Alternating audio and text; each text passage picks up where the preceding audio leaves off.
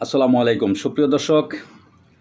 আপনারা জানেন যে গত জুলাই আগস্ট বৈষম্য বিরোধী ছাত্র আন্দোলনের মধ্য দিয়ে বাংলাদেশের সাবেক প্রধানমন্ত্রী শেখ হাসিনা তিনি ভারতে পালিয়ে যান। পালিয়ে যাওয়ার পর থেকে 8ই আগস্ট আমাদের অন্তর্বর্তীকালীন সরকারের প্রধান ডক্টর মোহাম্মদ ইউনূস ক্ষমতাভার গ্রহণ করেন। দীর্ঘ 8 মাস তিনি ক্ষমতায় আছেন। তার মধ্য দিয়ে ভারত বিভিন্নভাবে তাকে প্রশ্নবিদ্ধ করার চেষ্টা করছে। তিনি অবৈধ, তিনি কোনো নির্বাচিত নয়, এটা সেটা বিভিন্ন, এবং বাংলাদেশ ভারতের সাথে যে বৈরিতার সম্পর্ক দীর্ঘদিন যাবৎ চলছিল, দীর্ঘ 8 মাস, সেই প্রেক্ষাপটে কয়েকবার ডক্টর ইউনূস যদিও মোদির সাথে বৈঠকের তিনি আশা প্রকাশ করছিলেন, কিন্তু বারবারই মোদি তা প্রত্যাখ্যান করেছেন এবং ডক্টর ইউনূসের সাথে বৈঠক করার জন্য তিনি রাজি হন নাই। সর্বশেষ গতকালকে থাইল্যান্ডের যে মিটিং হচ্ছে বৈঠকের মধ্যে, এখন মোদির সাথে ডক্টর ইউনূসের বৈঠক শুরু হচ্ছে।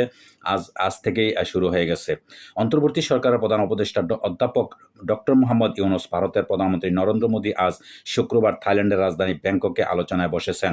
ব্যাংককের সাংগ্রিলা হোটেলে ষষ্ঠ বিশমটেক শীর্ষ সম্মেলনের শেষে আজ স্থানীয় সময় মধ্যাহ্নের পর দুই প্রতিবেশী দেশের শীর্ষ নেতারা তাদের দ্বিপক্ষীয় বৈঠক শুরু করেন।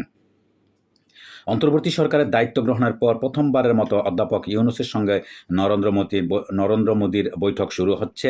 গত 5ই আগস্ট ছাত্র জনতার অভ্যুত্থানের পর টানাপোড়েনের মধ্যে যাচ্ছে ঢাকা দিল্লি সম্পর্ক। এমন পরিস্থিতিতে আজ অধ্যাপক ইউনূস ও নরেন্দ্র মোদির প্রথমবারের মতো বৈঠকে আলোচনায় বসেন।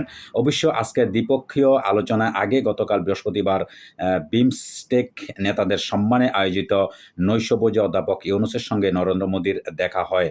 নৈশভোজে একই টেবিলে তারা পাশাপাশি বসেছেন, বিনিময় করেন কৌশল।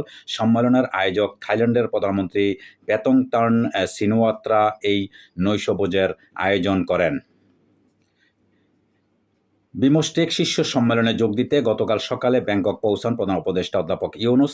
এই সম্মেলনে বিমস্টেকের পরবর্তী সভাপতিত্ব দায়িত্ব ইতিমধ্যে নিয়েছে বাংলাদেশ।